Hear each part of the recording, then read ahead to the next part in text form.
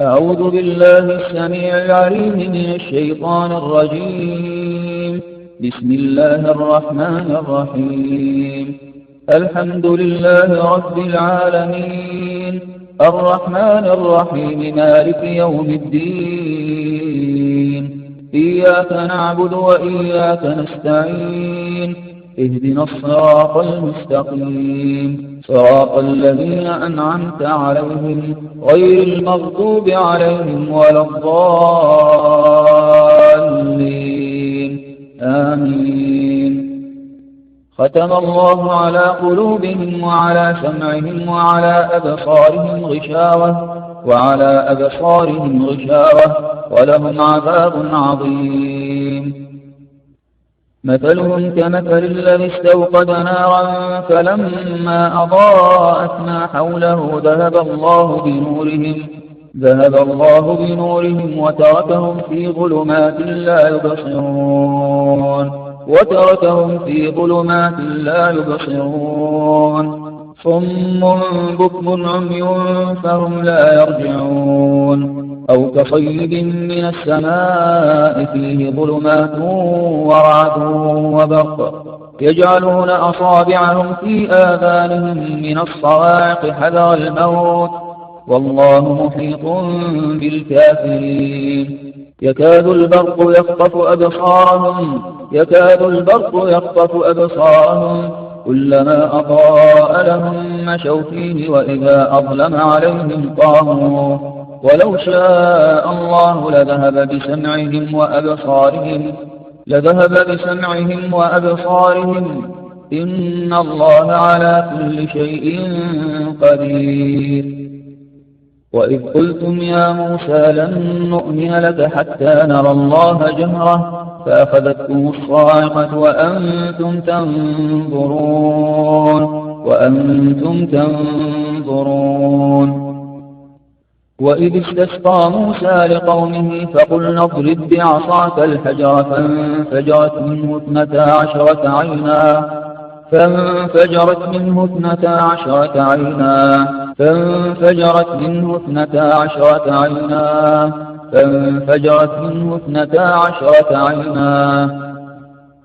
قال إنه يقول إنها بقرة صفراء فاقع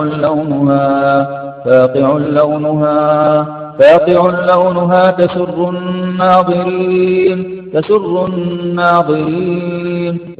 الناظرين. ما يود الذين كفروا من أهل الكتاب ولا المشركين أن ينزل عليكم من خير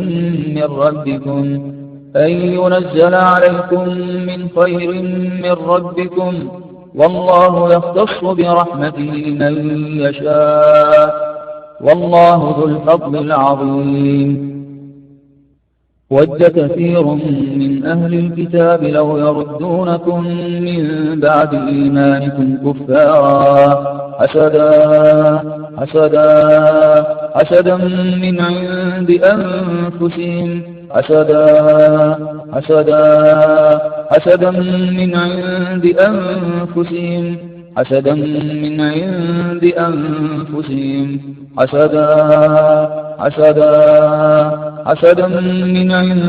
أنفسهم من بعد ما تبين لهم الحق فاعفوا واصفحوا حتى يأتي الله بأمره إن الله على كل شيء قدير. وقال لهم نبيهم إن الله قد بعث لكم طالوت ملكا قالوا أنى يكون له الملك علينا ونحن أحق بالملك منه ولم يؤت سعة من المال قال إن الله اصطفاه عليكم وزاده بسطة في العلم والجسم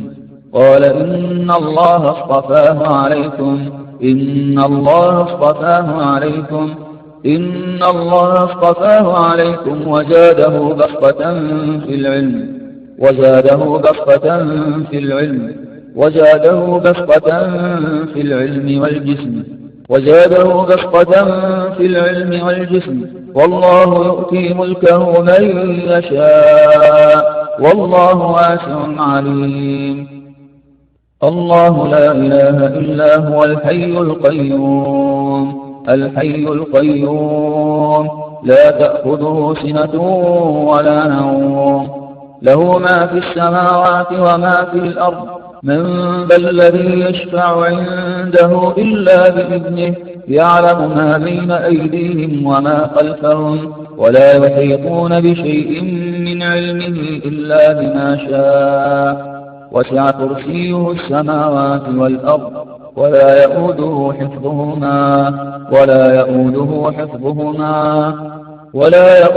حفظهما وهو العلي العظيم. يؤتي الحكمة من يشاء، ومن يؤت الحكمة فقد أوتي خيرا كثيرا، وما يذكر إلا أولو الألباب. فآمن الرسول بما أنزل إليه من ربه والمؤمنون كل آمن بالله وملائكته وكتبه ورسله لا نفرق بين أحد من رسله، وقالوا سمعنا وأطعنا غفرانك ربنا وإليك المصير.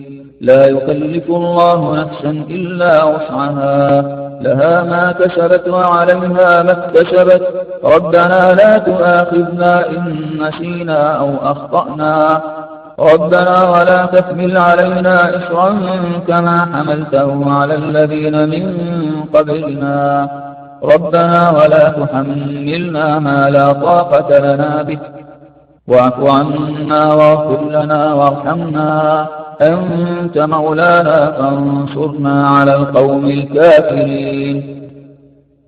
قل اللهم مالك الملك تؤتي الملك من تشاء، وتنزع الملك ممن تشاء، وتعز من تشاء وتذل من تشاء، بيدك الخير إنك على كل شيء قدير. تولج الليل في النهار وتولج النهار في الليل، وتخرج الحي من الميت وتخرج الميت من الحي، وترزق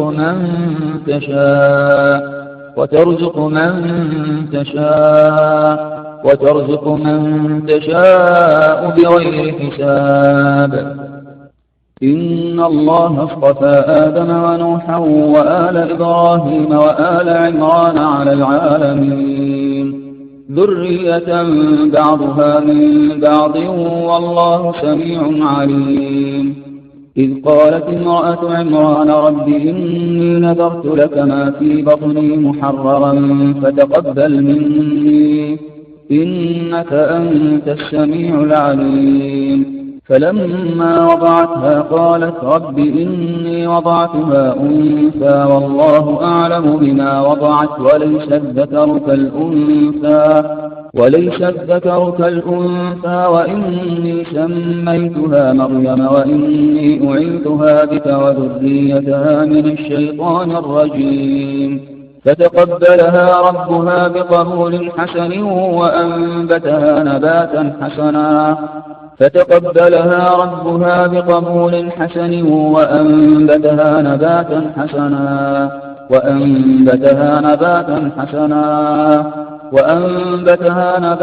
حسنا وكفلها زكريا.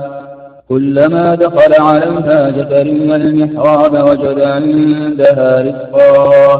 وجد عندها رزقا قال يا مريم أنى لك هذا؟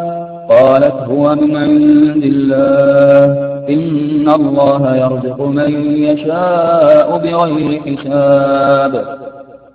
يا أيها الذين آمنوا لا تتخذوا بطانة من دونكم لا يألونكم خبالا ودوا ما عنتم قد بدت البغضاء من أفواههم وما تخفي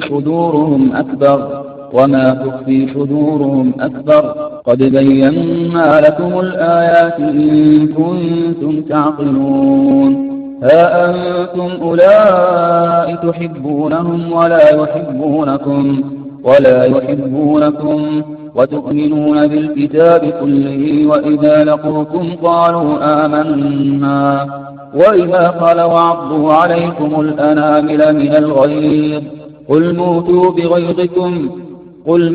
بغيظكم إن الله عليم بذات الصدور إن تمسسكم حسنة تسؤهم وإن تصبكم سيئة يفرحوا بها وإن تصبروا وتتقوا لا يضركم كيدهم شيئا إن الله بما يعملون محيط ولا تحسبن الذين قتلوا في سبيل الله أمواتا بل أحياء عند ربهم يرزقون فرحين بما آتاهم الله من فضله ويستبشرون بالذين لم يلحقوا بهم من خلفهم ألا خوف عليهم ولا هم يحزنون يستبشرون بنعمة من الله وفضل وأن الله لا يضيع أجر المؤمنين الذين استجابوا لله والرسول من بعد ما أصابهم القرح للذين أحسنوا منهم واتقوا أجر عظيم الذين قال لهم الناس إن الناس قد جمعوا لكم فاخشوهم فزادهم إيمانا وقالوا حسبنا الله ونعم الوكيل فانقلبوا بنعمة من الله وفضل لم يمسسهم سوء واتبعوا رضوان الله والله ذو فضل عظيم لتبلون في أموالكم وأنفسكم ولتسمعن من الذين أوتوا الكتاب من قبلكم ومن الذين أشركوا أذى كثيرا وإن تصبروا وتتقوا فإن ذلك من عزم الأمور ولا تتمنوا ما فضل الله به بعضكم على بعض للرجال نصيب مما اكتسبوا وللنساء نصيب مما اكتسبن واسألوا الله من فضله إن الله كان بكل شيء عليما أم يحسدون الناس على ما آتاهم الله من فضله فقد آتينا آل إبراهيم الكتاب والحكمة وآتيناهم ملكا عظيما ولئن أصابكم فضل من الله ليقولن كأن لم تكن بينكم وبينه مودة يا ليتني كنت معهم فأفوز فوزا عظيما يستخفون من الناس ولا يستخفون من الله وهو معهم إذ يبيتون ما لا يرضى من القول وكان الله بما يعملون محيطا ولولا فضل الله عليك ورحمته لهمت طائفة منهم أن يضلوك وما يضلون إلا أنفسهم وما يضرونك من شيء وأنزل الله عليك الكتاب والحكمة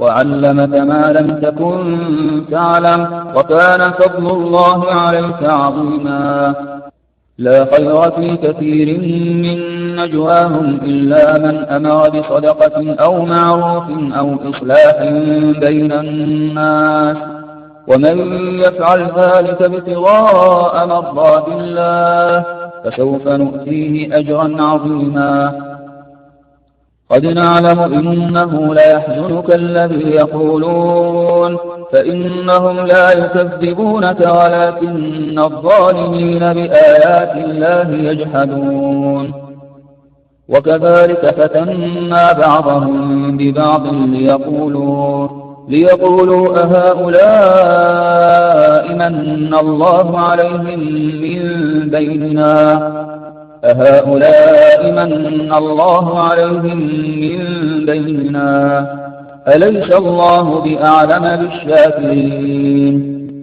لا تدركه الأبصار وهو يدرك الأبصار وهو يدرك الأبصار وهو اللطيف الخبير ونقلب أفئدتهم وأبصارهم كما لم يؤمنوا به أول مرة ونذرهم في طغيانهم يعمهون وهو الذي جعلكم خلائف الأرض ورفع بعضكم فوق بعض درجات ليبلوكم فيما آتاكم إن ربك سريع العقاب وإنه لغفور رحيم ونزعنا ما في صدورهم من غل تجري من تحتهم الأنهار ونزعنا ما في صدورهم من غل تجري من تحتهم الأنهار وإن تدعوهم إلى الهدى لا يسمعوا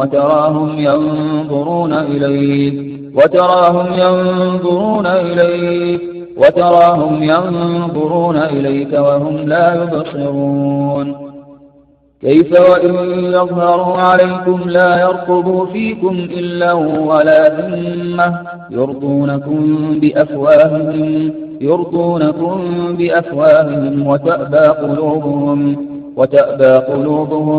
وتأبى قلوبهم وأكثرهم فاسقون إن تصبك حسنة تسؤهم وإن تصبك مصيبة يقولوا قد أخذنا أمرنا من قبل ويتولوا وهم فرحون قل لن يصيبنا إلا ما كتب الله لنا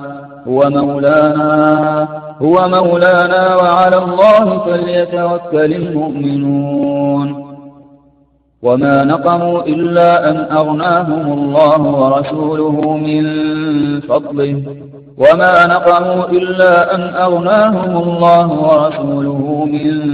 فضله ومن الأعراب من يتخذ ما ينفق مغرما ويتربص بكم الدوائر عليهم دائرة السوء والله سميع عليم لقد جاءكم رسول من أنفسكم عزيز عليه ما عنتم حريص عليكم بالمؤمنين رءوف رحيم فإن تولوا فقل حسبي الله لا إله إلا هو عليه توكلت وهو رب العرش العظيم ومنهم من ينظر إليك أفأنت تهدي العمي ولو كانوا لا يبصرون وإن يمسسك الله بضر فلا كاشف له إلا هو وإن يردك بخير فلا راد لفضله يصيب به من يشاء من عباده وهو الغفور الرحيم إذ قال يوسف لأبيه يا أبت إني رأيت 11 كوكبا والشمس والقمر رأيتهم لي ساجدين قال يا بني لا تقصص رؤياك على إخوتك فيكيدوا لك كيدا إن الشيطان للإنسان عدو مبين وكذلك يجتبيك ربك ويعلمك من تأويل الأحاديث ويتم نعمته عليك وعلى آل يعقوب كما أتمها على أبويك من قبل إبراهيم وإسحاق إن ربك عليم حكيم لقد كان في يوسف وإخوته آيات للسائلين إذ قالوا ليوسف وأخوه أحب إلى أبينا منا ونحن عصبة إن أبانا لفي ضلال مبين اقتلوا يوسف أو اطرحوه أرضا يخل لكم وجه أبيكم اقتلوا يوسف أو اطرحوه أرضا يخل لكم وجه أبيكم وتكونوا من بعده قوما صالحين. وجاءوا على قميصه بدم كذب قال بل سولت لكم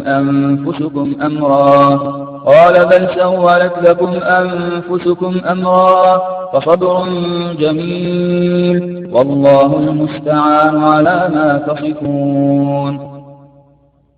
وقال الذي اشتراه من مصر امرأته أكرمي مثواه عسى أن ينفعنا أو نتخذه ولدا وكذلك مكنا ليوسف في الأرض ولنعلمه من تأويل الأحاديث والله غالب على أمره ولكن أكثر الناس لا يعلمون. فلما رأونه أكبرنه وقطعن أيديهن وقلن حاش لله ما هذا بشرا إن هذا إلا ملك كريم.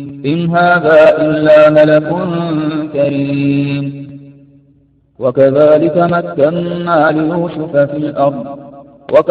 مكنا ليوسف في الأرض يتبوأ منها حيث يشاء نصيب برحمتنا من نشاء ولا نضيع أجر المحسنين ولأجر الآخرة خير للذين آمنوا وكانوا يتقون. وقال يا بني لا تدخلوا من باب واحد وادخلوا من أبواب متفرقة وما أغني عنكم من الله من شيء إن الحكم إلا لله عليه توكلت وعليه فليتوكل المتوكلون.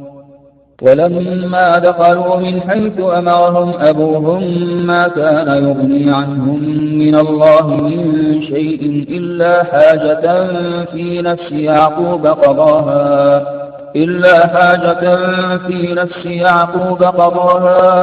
وإنه لذو علم لما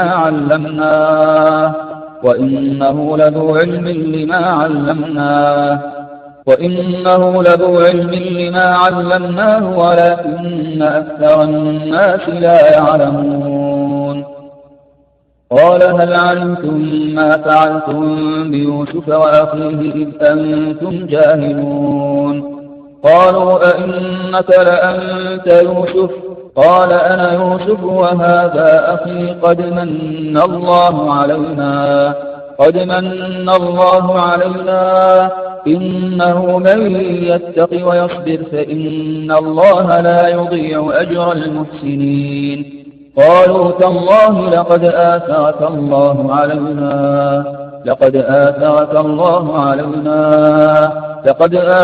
الله علينا وإن كنا لخاطئين.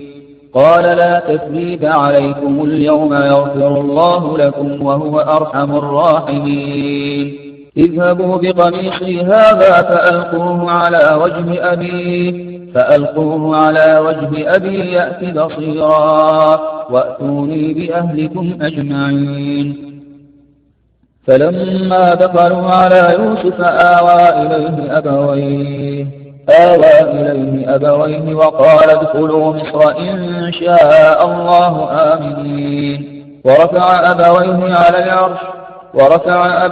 على العرش وخروا له سجدا وقال يا أبت هذا تأويل رؤياي من قبل قد جعلها ربي حقا وقد أحسن بي إذ أخرجني من السجن وجاء بكم من البدو من بعد أن نزغ الشيطان بيني وبين إخوتي إن ربي لطيف لما يشاء إنه هو العليم الحكيم.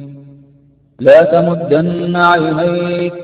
تمدن عينيك إلى ما متعنا به أزواجا منهم ولا تحزن عليهم واخفض جناحك للمؤمنين. ولقد نعلم أنك يضيق صدرك بما يقولون فسبح بحمد ربك وكن من الساجدين واعبد ربك حتى يأتيك اليقين. والله فضل بعضكم على بعض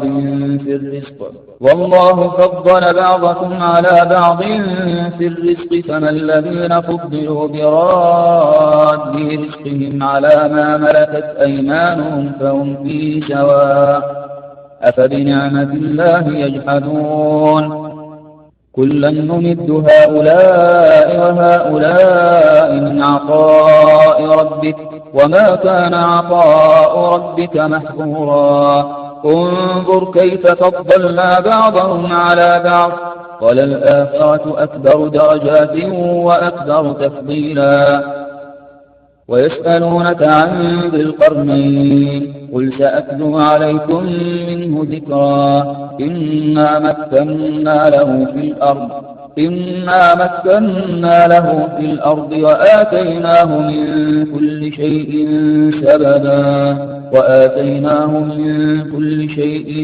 سببا. ولولا إذ دخلت جنتك قلت ما شاء الله لا قوة إلا بالله إن ترني أنا أقل منك مالا وولدا. المال والبنون زينة الحياة الدنيا والباقيات الصالحات خير عند ربك ثوابا وخير أملا. ولا تمدن عينيك إلى ما متعنا به أزواجا منهم زهرة الحياة الدنيا لنفتنهم فيه ورزق ربك خير وأبقى.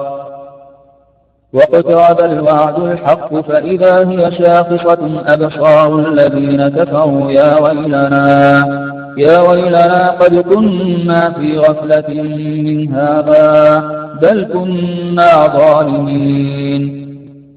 وإذا تتلى عليهم آياتنا بينات تعرف في وجوه الذين كفروا المنكر يكادون يسطون بالذين يتلون عليهم آياتنا.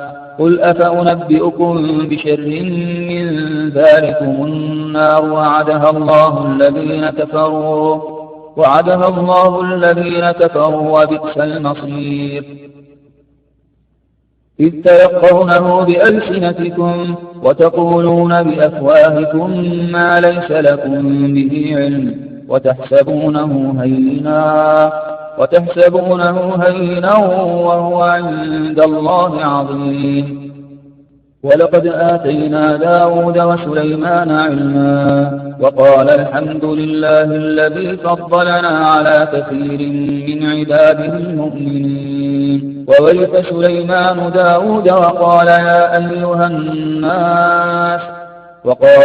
أيها الناس علمنا منطق الطير وأوتينا من كل شيء إن هذا لهو الفضل المبين. فخرج على قومه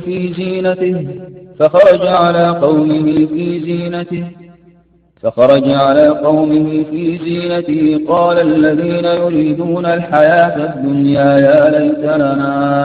يا ليت لنا مثل ما أوتي قارون إنه لذو حظ عظيم. وقال الذين أوتوا العلم ويلكم ثواب الله خير لمن آمن وعمل صالحا ولا يلقاها إلا الصابرون. فخسفنا به وبداره الأرض فما كان له من فئة ينصرونه من دون الله وما كان من المنتصرين. وأصبح الذين تمنوا مكانه بالأمس يقولون ويكأن الله يبسط الرزق لمن يشاء من عباده لولا أمن الله علينا لخسف بنا وكأنه لا يفلح الكافرون. تلك الدار الآخرة نجعلها للذين لا يريدون علوا في الأرض ولا فسادا والعاقبة للمتقين. أشحة عليكم فإذا جاء الخوف رأيتهم ينظرون إليك تدور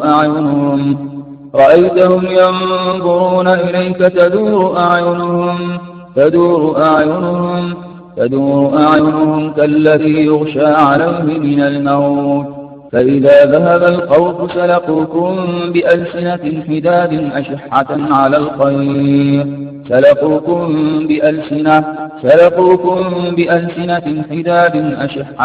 الخير أولئك لم يؤمنوا فأحبط الله أعمالهم وكان ذلك على الله يسيرا. لا يحل لك النساء من بعد ولا أن تبدل بهن من أزواج ولو أعجبك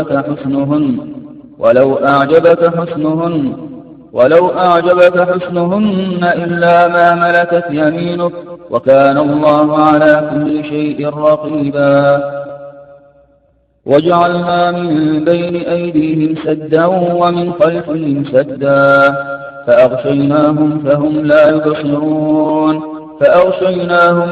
لا يبصرون. ولو نشاء لطمسنا على أعينهم فاستبقوا الصراط فأنى يبصرون. يعلم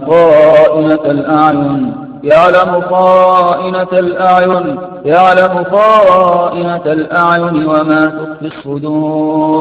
وما تخفي الصدور. له مقاليد السماوات والأرض يبسط الرزق لمن يشاء ويقدر إنه بكل شيء عليم.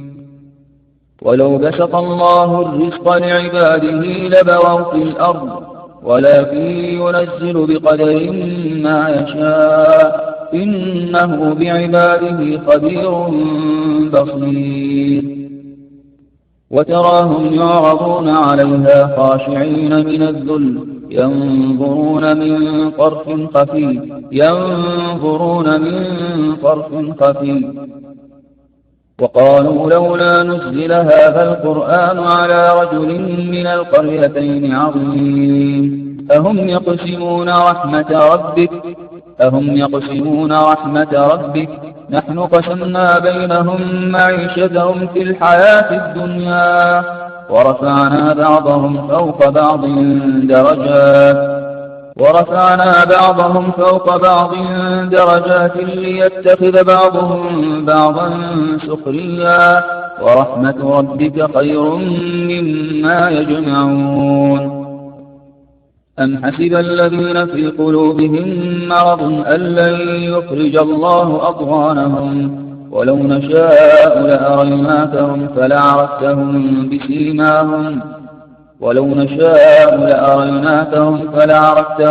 بسيماهم ولتعرفنهم في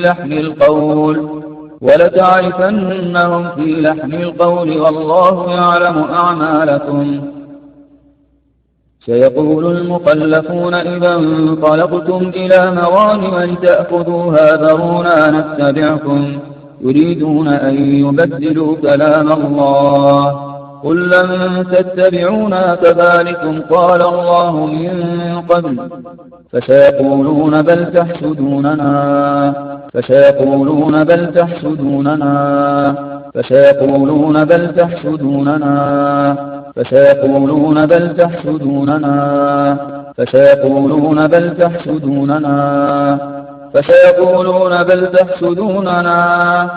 تحسدوننا بل كانوا لا يفقهون إلا قليلا. يا أيها الذين آمنوا لا يسخر قوم من قوم عسى أن يكونوا خيرا منهم ولا نساء من نساء عسى أن يكن خيرا منهن ولا تلمزوا أنفسكم ولا تنابزوا بالألقاب بئس الاسم الفسوق بعد الإيمان ومن لم يتب فأولئك هم الظالمون يا أيها الذين آمنوا اجتنبوا كثيرا من الظن إن بعض الظن إثم ولا تجسسوا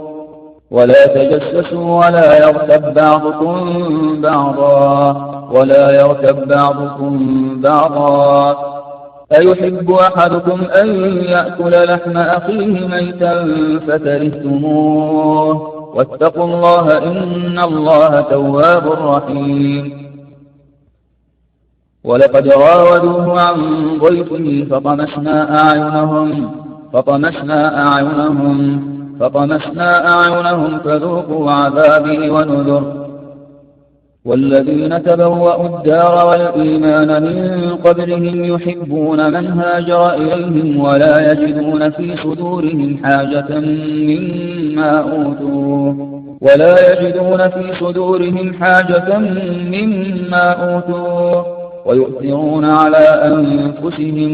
ويؤثرون على أنفسهم ولو كان بهم خصاصة ومن يوق شح نفسه فأولئك هم المفلحون والذين جاءوا من بعدهم يقولون ربنا اغفر لنا ولإخواننا الذين سبقونا بالإيمان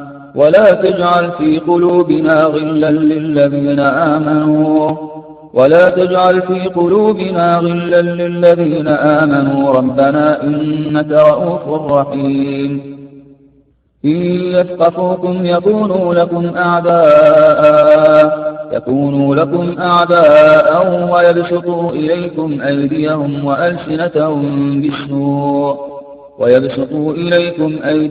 وألسنتهم بالسوء وودوا لو تكفرون عسى الله أن يجعل بينكم وبين الذين عاديتم منهم مودة والله قدير والله غفور رحيم فارجع البصر هل ترى من فطور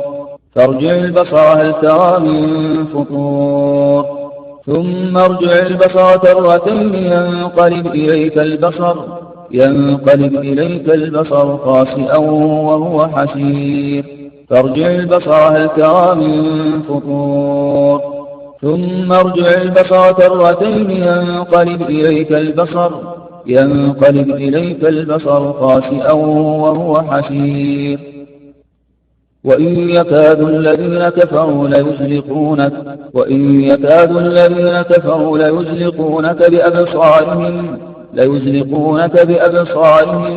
ليزلقونك بأبصارهم لما سمعوا الذكر ويقولون إنه لمجنون وما هو إلا ذكر للعالمين فأما الإنسان إذا ما ابتلاه ربه فأكرمه ونعمه فيقول ربي أكرمن وأما إذا ما ابتلاه فقدر عليه رزقه فيقول ربي أهانن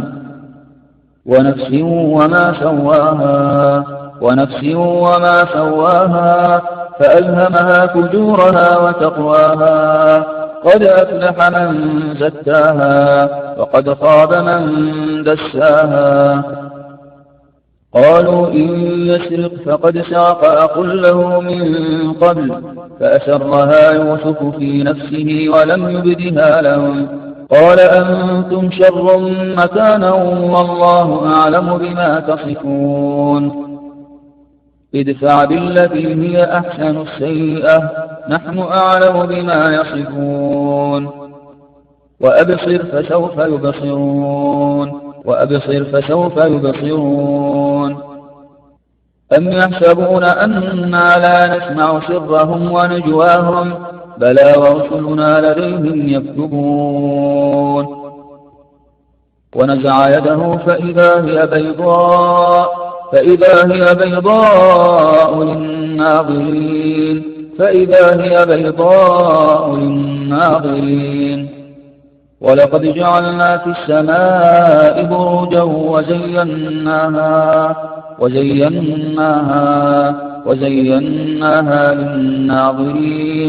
وزيناها للناظرين وحفظناها من كل شيطان رجيم. فانظر إلى آثار رحمة الله كيف يحيي الأرض بعد موتها إن ذلك لمحيي الموتى وهو على كل شيء قدير. فنظر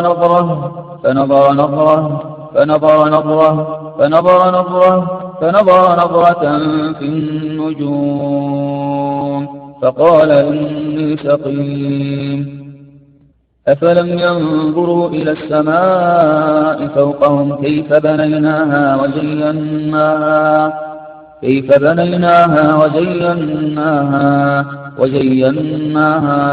وزيناها وما لها من فروج.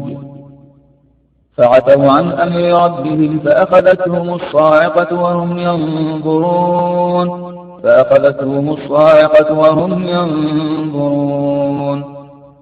فلولا إذا بلغت الحلقوم وأنتم حينئذ تنظرون.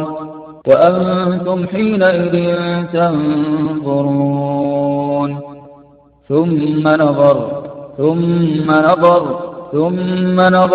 ثم عبس وبشر. وإذ يريكموهم إذ التقيتم في أعينكم قليلا ويقللكم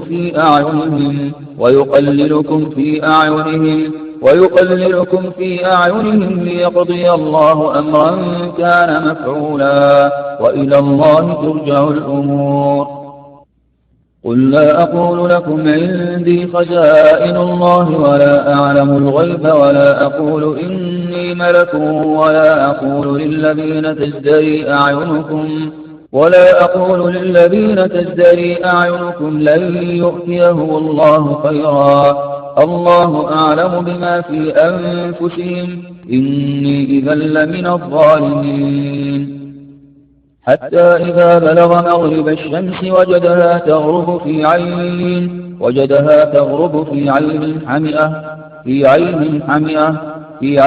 حمئة ووجد عندها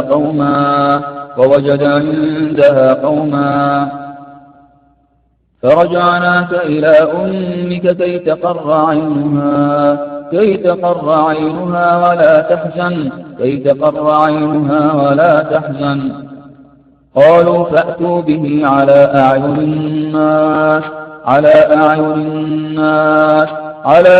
الناس لعلهم يشهدون. والذين يقولون ربنا هب لنا من أزواجنا وذرياتنا قرة أعين واجعلنا للمتقين إماما. وأسلنا له عين القطر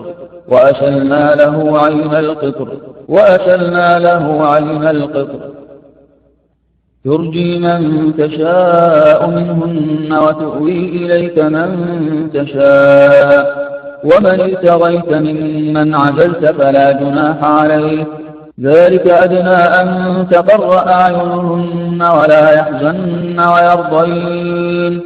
ويرضين بما آتيتهن كلهن والله يعلم ما في قلوبكم وكان الله عليما حليما. وفيها ما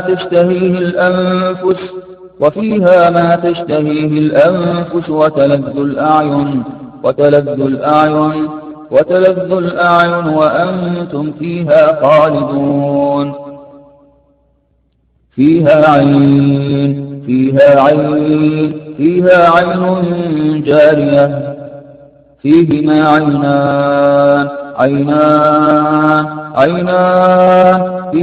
عينان تجريان.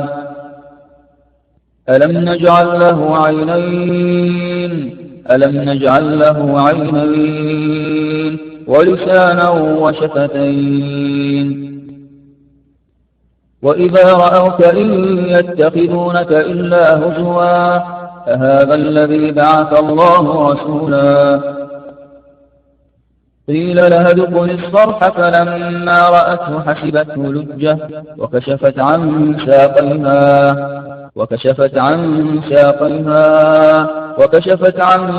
ساقيها هل أتاك حديث ضيف إبراهيم المكرمين إذ دخلوا عليه فقالوا سلاما قال سلام قوم منكرون وإذا رأيتهم تعجبك أجسامهم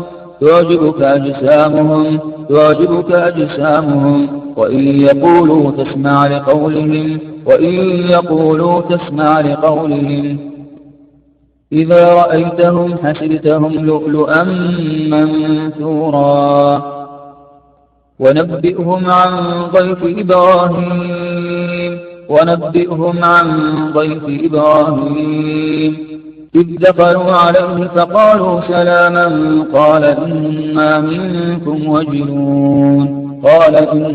منكم وجلون ويطوف عليهم غلمان لهم كأنهم لؤلؤ مكنون قال كذلك قال ربك هو علي هين ولنجعله آية للناس ورحمة منا وكان أمرا مقضيا وجعلناها وابنها آية للعالمين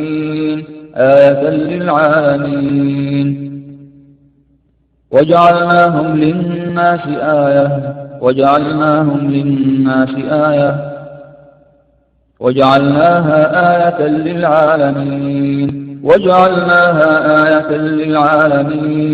وجعلناها آية للعالمين لقد كان لسبإ في مسكنهم آية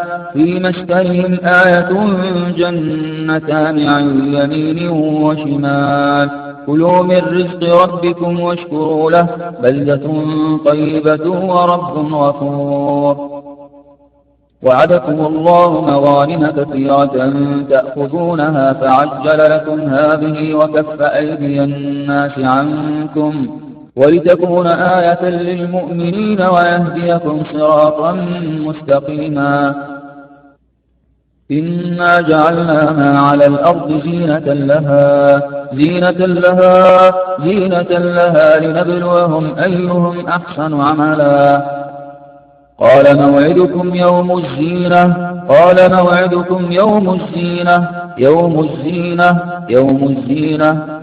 موعدكم يوم الزينة ولكن الله حبب إليكم الإيمان وزينه في قلوبكم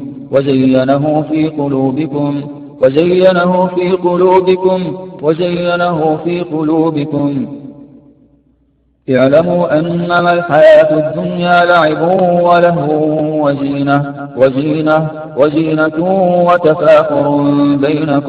وتفاخر بينكم وتكاثر في الأموال والأولاد ولكم فيها جمال حين تريحون وحين تسرحون وجوه يومئذ ناظرة وجوه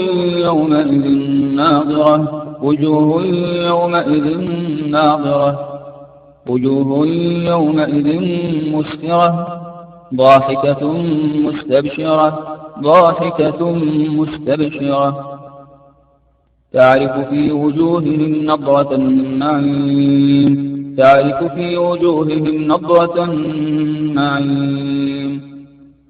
سيماهم في وجوههم من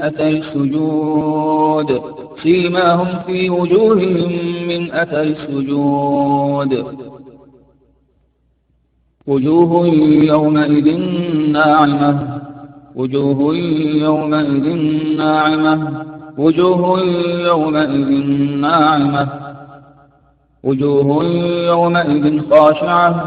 وجوه يومئذ خاشعة ولقاهم نضرة وسرورا ولقاهم نضرة وسرورا وينقلب إلى أهله مسرورا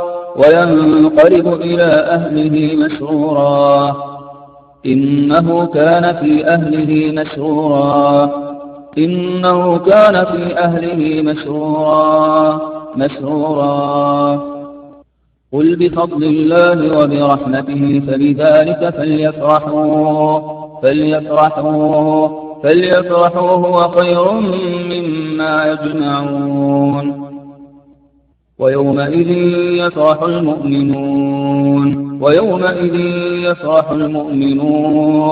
يفرح المؤمنون وإذا أذقنا الإنسان منا رحمة فرح بها وامرأته قائمة فضحكت فبشرناها بإسحاق ومن وراء إسحاق يعقوب فتبسم ضاحكا من قولها وأنه هو أضحك وأبكى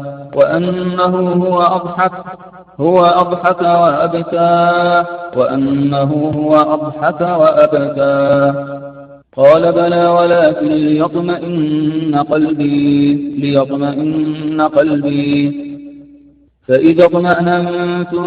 فإذا اطمأننتم فأقيموا الصلاة قالوا نريد أن نأكل منها وتطمئن قلوبنا ولتطمئن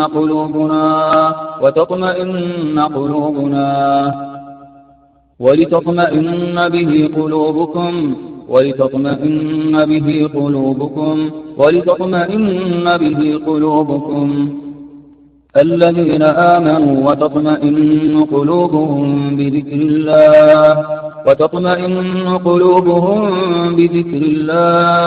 ألا بذكر الله تطمئن القلوب وقلبه مطمئن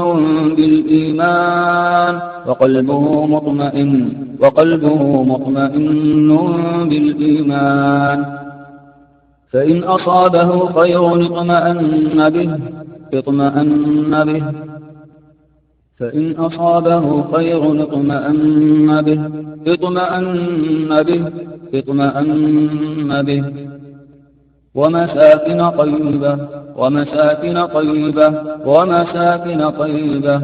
ومساكن ترضونها فتلك مساكنهم لم تسكن من بعدهم إلا قليلا وكنا نحن الوارثين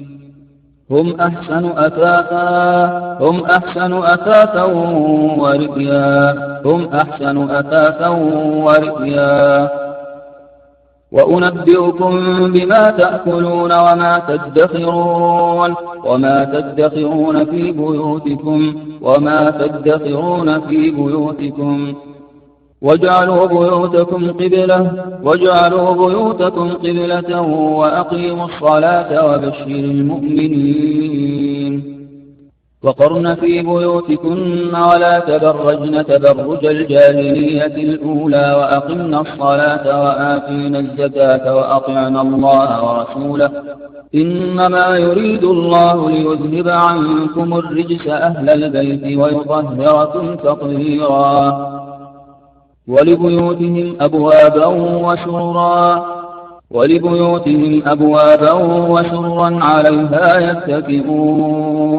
عليها يتكئون وزخرفا وإن كل ذلك لما متاع الحياة الدنيا والآخرة عند ربك للمتقين وأترفناهم في الحياة الدنيا إنهم كانوا قبل ذلك مترفين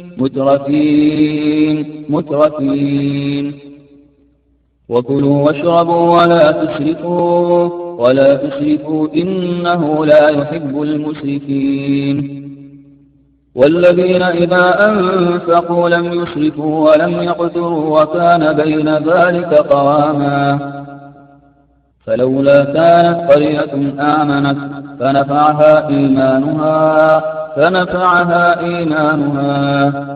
ولكم فيها منافع كثيرة قل لا أسألكم عليه أجرا إلا المودة في القربى ومن يقترف حسنة نزد له فيها حسنا إن الله غفور شكور وجعل بينكم مودة ورحمة يحبونهم كحب الله والذين آمنوا أشد حبا لله وآتى المال على حبه ذوي القربى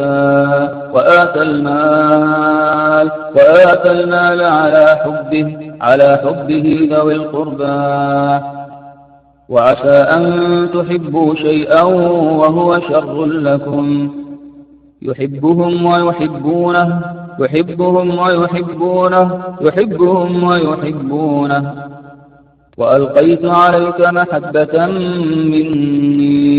وألقيت عليك محبة مني ولتصنع على عيني وأخرى تحبونها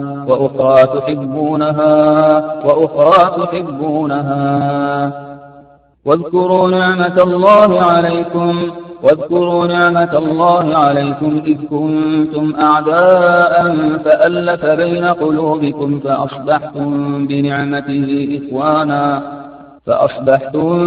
بنعمته إخوانا اليوم أكملت لكم دينكم وأتممت عليكم نعمتي ورضيت لكم الإسلام دينا وما بكم من نعمة فمن الله كذلك يتم نعمته عليكم لعلكم تسلمون شاكرا لأنعمه اجتباه وهداه إلى صراط مستقيم ألم تروا أن الله سخر لكم ما في السماوات وما في الأرض وأسبغ عليكم نعمه ظاهرة وباطنة إن هو إلا عبد أنعمنا عليه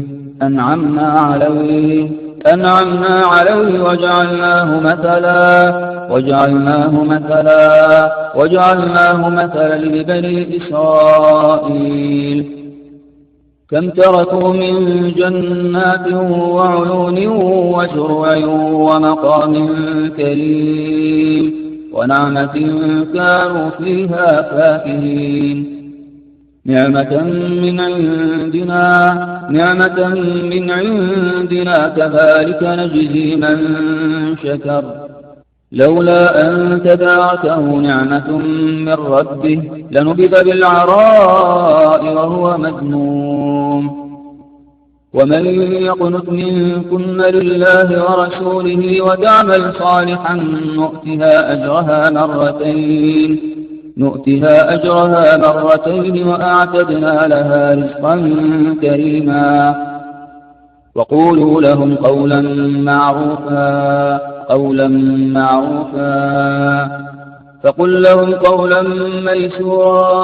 فقل لهم قولا ميسورا يعرفون كلا بسيماهم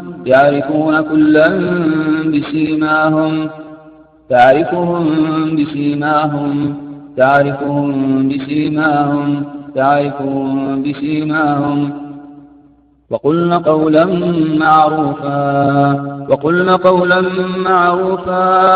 وقلن قولا معروفا ومن الناس من يعجبك قوله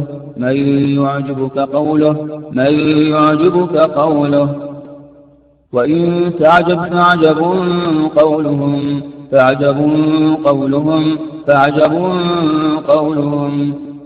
خذ العفو وأمر بالعرف وأعرض عن الجاهلين قالوا أتعجبين قالوا أتعجبين من أمر الله أتعجبين من أمر الله أم حسبت أن أصحاب الكهف والرقيم كانوا من آياتنا عجبا وننزل من القرآن ما هو شفاء ورحمة للمؤمنين ولا يزيد الظالمين إلا خسارا قل هو للذين آمنوا هدى وشفاء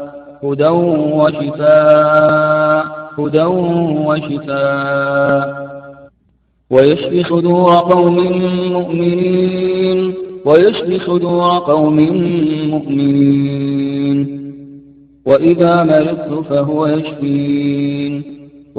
مرضت فهو يشفين وإن يمسسك الله بضر فلا كاشف له إلا هو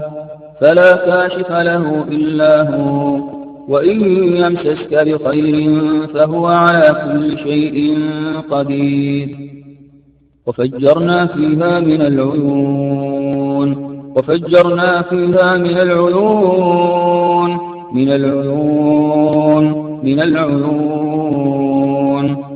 فإذا انشقت السماء فكانت وردة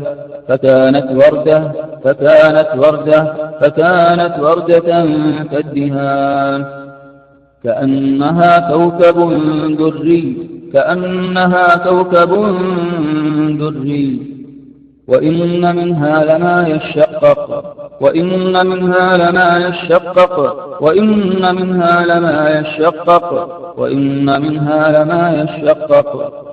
لو أنزلنا هذا القرآن على جبل لرأيته خاشعا متصدعا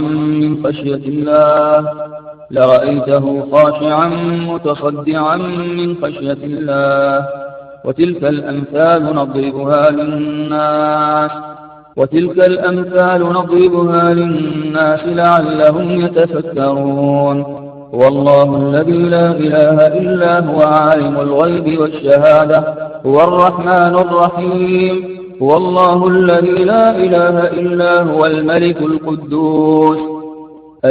القدوس السلام المؤمن المهيمن العزيز الجبار المتكبر سبحان الله عما يشركون هو الله الخالق البارئ المصور له الأسماء الحسنى يسبح له ما في السماوات والأرض وهو العزيز الحكيم بسم الله الرحمن الرحيم والضحى والليل إذا سجى ما ودعك ربك وما قلى وللآخرة خير لك من الأولى ولسوف يعطيك ربك فترضى ألم يجدك يتيما فآوى ووجدك ضالا فهدى ووجدك عائلا فأغنى فأما اليتيم فلا تقهر وأما السائل فلا تنهر وأما بنعمة ربك فحدث بسم الله الرحمن الرحيم إنا أعطيناك الكوثر فصل لربك وانحر إن شانئك هو الأبتر بسم الله الرحمن الرحيم قل هو الله أحد الله الصمد لم يلد ولم يولد ولم يكن له كفوا أحد بسم الله الرحمن الرحيم قل أعوذ برب الفلق من شر ما خلق ومن شر غاسق إذا وقب ومن شر النفاثات في العقد ومن شر حاسد إذا حسد ومن شر حاسد إذا حسد ومن شر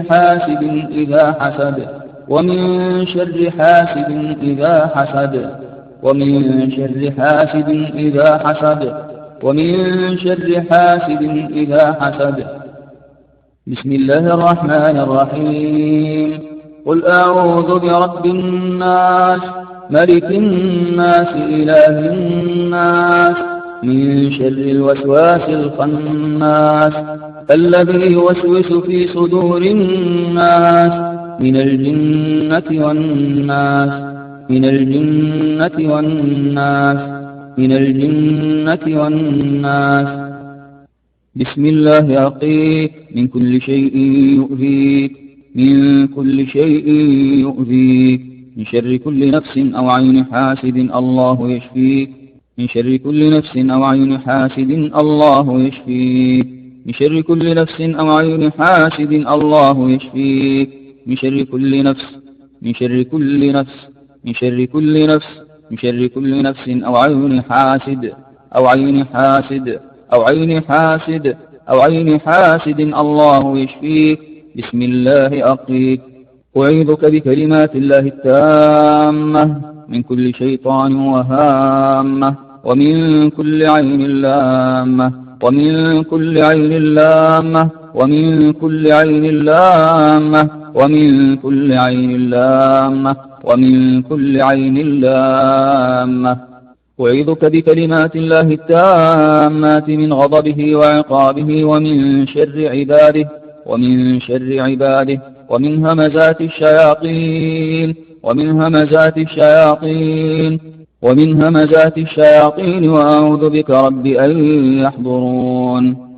اللهم ذا السلطان العظيم والمن القديم وذا الوجه الكريم ولي الكلمات التامات والدعوات المستجابات عافنا من أنفس الجن وأعين الإنس عافنا من أنفس الجن وأعين الإنس عافنا من أنفس الجن من أنفس الجن من أنفس الجن عافنا من أنفس الجن وأعين الإنس وأعين الإنس وأعين الإنس وأعين الإنس عافنا من أنفس الجن وأعين الإنس.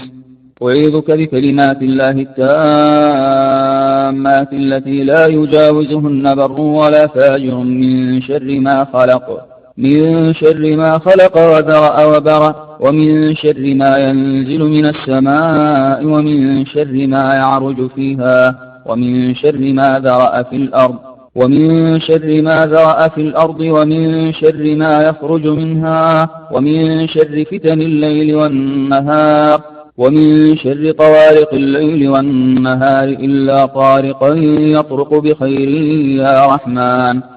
بسم الله يبريك بسم الله يبريك من كل داء يؤذيك من حسد كل حاسد من حسد كل حاسد من حسد كل حاسد وكل عين وكل عين وكل عين من حسد كل حاسد وكل عين واسم الله يشفيك واسم الله يشفيك واسم الله يشفيك. اللهم اخرج كل عين وحسد اللهم اخرج كل عين وحسد اللهم اصرف كل داء عن الروح والجسد اللهم اصرف كل داء عن الروح والجسد اللهم اخرج كل عين من حيث دخلت اللهم اخرج كل عين من حيث دخلت. اللهم رد البصر خاسئا حسيرا اللهم رد البصر خاسئا حسيرا اللهم رد البصر خاسئا حسيرا. اللهم ذهب حر العين اللهم ذهب حرارة العيون اللهم ذهب حرارة العيون اللهم ذهب حر العين وبردها ووصبها اللهم اذهب حر العين وبردها ووصبها. اللهم اقل تأثير العين والحسد اللهم اقل تأثير العين والحسد.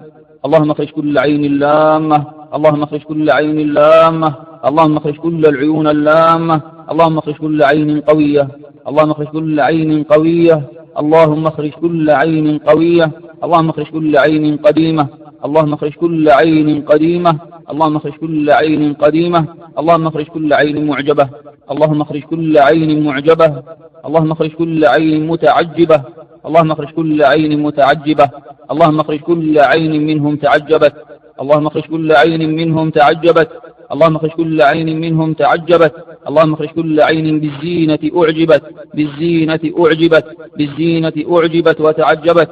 اللهم اخرج كل عين ونفس تمنت واشتهت اللهم اخرج كل عين نظرت واستحسنت وركزت وتمعنت اللهم اخرج كل عين نظرت واستحسنت وركزت وتمعنت. اللهم اخرج كل عين ونظرة أمرضت وأهلكت. اللهم اخرج كل عين ونظرة أمرضت وأهلكت. اللهم اخرج كل عين ونظرة تكررت. اللهم اخرج كل عين ونظرة تكررت. اللهم اخرج كل عين ونظرة تكررت وما بركت. اللهم اخرج كل عين وحسد من الصغر لازم. اللهم اخرج كل عين وحسد من الصغر لازم. اللهم اخرج كل عين حاسدة. اللهم اخرج كل عين حاسدة حاقدة وكل نفس خبيثة مبغضة لزوال النعم تمنت. وكل نفس خبيثة مبغضة لزوال النعم تمنت. اللهم اخرج كل عين قوية. اللهم اخرج كل عين قوية. كل عين حارة أورثت حرارة في الجسد أو برودة في الجسد. اللهم ذهب حرارة العيون والحسد. اللهم ذهب حرارة العيون وبردها من كل الجسد. اللهم ذهب ما حل بسببها من ألم وتعب ومرض ونكد. اللهم اخرج كل عين معجبة بالزينة والجمال والجاه والمال. اللهم اخرج كل عين معجبة. اللهم اخرج كل عين حاسدة في الشعر استقرت للشعر سقطت وأتلفت. اللهم اخرج كل عين معجبة وحاسدة في الوجه أصابت لزينة وجمال الوجه غيرت. اللهم اخرج كل عين معجبة وحاسدة في العينين استقرت. اللهم اخرج كل عين معجبة وحاسدة أصابت الفم والأسنان والفك واللسان وعقالت الكلام. اللهم اخرج كل عين معجبة وحاسدة أصابت العقول والأذهان وأورثت النسيان والخمول وفقد الكلام. اللهم اخرج كل عين معجبة وحاسدة أصابت في القوة والنشاط والهمة والحركة وعلى الأعصاب والعظام وسائر القوى أثرت. اللهم اخرج كل عين بالروح امتزجت. كل عين كبيرة لكل شيء شملت. اللهم اشف من كل عين وحسد بتفكير الحاسد أو العائن أثر. اللهم اشف من كل عين وحسد بوصف الحاسد وبنفس السامع للوصف أثر. اللهم اخرج عيون الناس. اللهم اخرج عيون الناس. اللهم اخرج عيون الأقارب عيون الأقارب عيون الأقارب عيون الأقارب عيون المعارف عيون المعارف عيون المعارف والأصدقاء عيون المعارف والأصدقاء. اللهم اخرج أعين وأنفس وحسد الجان. اللهم اخرج أعين وأنفس وحسد الجان. اللهم اخرج كل عين من الرجال أصابت. اللهم اخرج كل عين من النساء أصابت. اللهم اخرج كل عين من الصغار والأطفال أصابت. اللهم اخرج كل عين في العلم أصابت. اللهم اخرج كل عين في الذكاء والفطنة والحكمة. اللهم اخرج كل عين وحسد في سداد الرأي وفي الفهم وحسن الاستنباط وحسن الاستيعاب وجمال الخطب والإلقاء والتفوق. اللهم اخرج كل عين وحسد في سرعة الحفظ وقوة الحفظ وسرعة الإجابة وحسن الخط وسرعة الكتابة. اللهم اخرج كل عين في العبادات. اللهم اخرج كل عين أصابت في العبادات في الأمر بالمعروف والنهي عن المنكر في الصلاة والصيام والنوافل والخشوع وتلاوة القرآن وحفظ القرآن وترتيل وتجويد القرآن وجمال الصوت بالقرآن والصدقة والإحسان وبر الوالدين وصلة الأرحام. اللهم اخرج كل عين في الأخلاق أصابت في الأخلاق وحسن الأخلاق أصابت. اللهم اخرج كل عين في الأدب أصابت في الأدب والحياء والعفة والشرف والطهر والنقاء والتستر والحجاب. اللهم اخرج كل عين في حسن التربية وحسن الأخلاق وحسن المعاملة أصابت وفي دفع السيئة بالتي هي أحسن وفي قوة الشخصية. اللهم اخرج كل عين في البيوت أصابت في زينة البيوت وجمال البيوت وجمال الأثاث. اللهم اخرج كل عين في البيوت استقرت. اللهم اخرج كل عين وحسد في البيوت استقرت. اللهم اخرج كل عين في زينة البيت وجمال البيت وكبر البيت أصابت. اللهم اخرج كل عين أصابت الأزواج. اللهم اخرج كل عين وحسد أصاب الأزواج في سعادتهم وهنائهم ومودتهم ورحمتهم واستقرارهم وهدوئهم. اللهم اخرج كل عين فرقت. اللهم اخرج كل عين فرقت. اللهم اخرج كل عين لقلوب الأزواج غيرت ولطبائع الأزواج غيرت. اللهم اخرج كل عين في الأبناء والبنات. اللهم اخرج كل عين في الأبناء والبنات اللهم اخرج كل عين وحسد في الأبناء والبنات في تربيتهم وأخلاقهم وزينتهم وجمالهم ومهاراتهم وقدراتهم. اللهم اخرج ما أصابهم في دراستهم وتفوقهم. اللهم اخرج ما أصابهم في صحتهم وقوتهم ونشاطهم. اللهم اخرج كل عين في الحمل أصابت. اللهم اخرج كل عين في الحمل والولادة أصابت، في سهولة الحمل وسهولة الوضع وفي الرضاعة أصابت. اللهم اخرج كل عين في الرزق والتجارة أصابت، في الغنى وسعة الرزق والمكسب أصابت. اللهم اخرج كل عين عن العمل صدت. اللهم اخرج كل عين عن العمل عطلت. اللهم اخرج كل عين وحسد في التجارة أصاب، في العمل أصاب، في الرزق أصاب. اللهم اخرج كل عين ونظرة.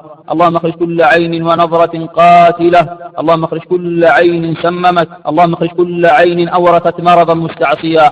اللهم اخرج كل عين أورثت سرطانا. اللهم اخرج كل عين أورثت سرطانا. اللهم اخرج كل عين للكلى أتلفت. اللهم اخرج كل عين ليفت. اللهم اخرج كل عين على الرأس استقرت. اللهم اخرج كل عين على الرأس استقرت. اللهم اخرج كل عين على العروق والأعصاب أثرت. اللهم اخرج كل عين تراكمت. اللهم اخرج كل عين تحجرت. اللهم شققها تشقيقا. اللهم قطعها وحرقها تحريقا. اللهم فجرها تفجيرا. اللهم زلزل العيون من الأجساد. اللهم زلزل كل عين. الله أكبر من كل عين. اللهم اكفنا شر العيون. اللهم اشفنا من كل العيون. اللهم ابطل عنا تأثير العيون والحسد. اللهم اكفنا شر العيون واصرف عنا أذى العيون. اللهم اكفنا شر شياطين العين والحسد. اللهم إنا نعوذ بك من شياطين العين والحسد. اللهم اكفناهم بما شئت وكيف شئت يا حي يا قيوم. برحمتك نستغيث من كل الحسد ومن كل العيون.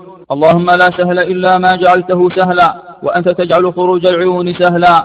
اللهم رد البصر على من نظر والحسد على من حسد. اللهم اكفنا بحلالك عن حرامك، واغننا بفضلك عمن سواك. اللهم إنا نعوذ بك من العجز والكسل والجبن والبخل والهرم والقسوة والغفلة، ونعوذ بك من الكفر والفقر والفسوق والشقاق والسمعة والرياء والجنون وسيء الأسقام والسرطان. اللهم إنا نعوذ بك من الفقر والقلة والذلة، ونعوذ بك أن نظلم أو نظلم. اللهم قنعنا بما قسمت لنا. اللهم قنعنا بما ارتضيته لنا. اللهم اجعلنا من القانعين. اللهم إنا نعوذ بك أن نكون من الحاسدين. اللهم إنا نعوذ بك أن نكون من الحاسدين. اللهم اكفنا شر الحاسدين والحاقدين والأشرار والشياطين والشامتين. اللهم اشفنا بشفاك وداونا بدواك. اللهم انزل الشفاء وارفع كل العيون والحسد وكل الداء، إنك على كل شيء قدير وبالإجابة جدير. وصل اللهم على نبينا محمد وعلى آله وصحبه أجمعين.